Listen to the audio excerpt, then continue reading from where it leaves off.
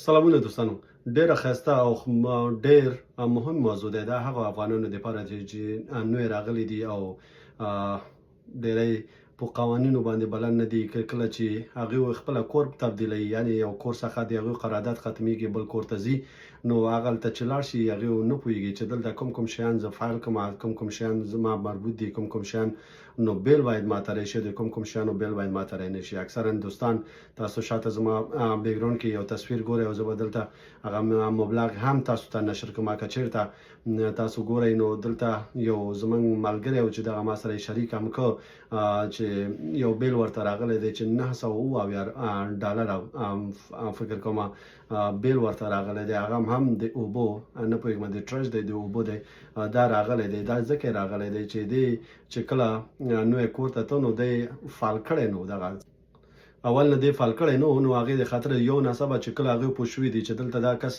ژوند کوي، نو هغه ټول څو میاشتې چې پاتې وي هغه ټول یو ځای ورته لیږلي دي. نو د دې دا مشکل د دې نو هغه بیا ما سره مشوره وکړه. ما مشوره هم لازمه مشوره مې ورته ورکړه. هغه وخت د کیس ورکر درلوده. البته زموږ او ستاسو کیس ورکران هم دلته دي، ډېری کیس ورکران دي چې زموږ او ستاسو افغانان دي، خو ولې د هغوی خدماتو څخه زموږ او ستاسو افغانان هېڅ راضي نه دي. د هغوی خدمات داسې خدمات نه دي کړي چې دوی ورڅخه راضي اوسي.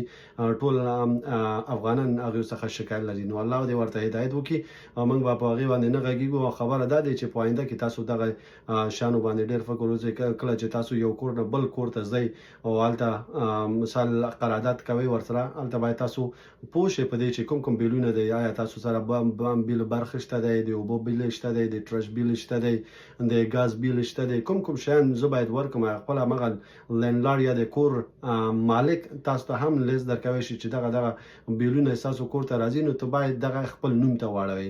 نو دغه حالاتو څخه باید تاسو مخنیوی وکړئ. کله چې یو بل کور ته ځئ نو دغه ټول بیلونه باید ځان په نامه یې کوئ.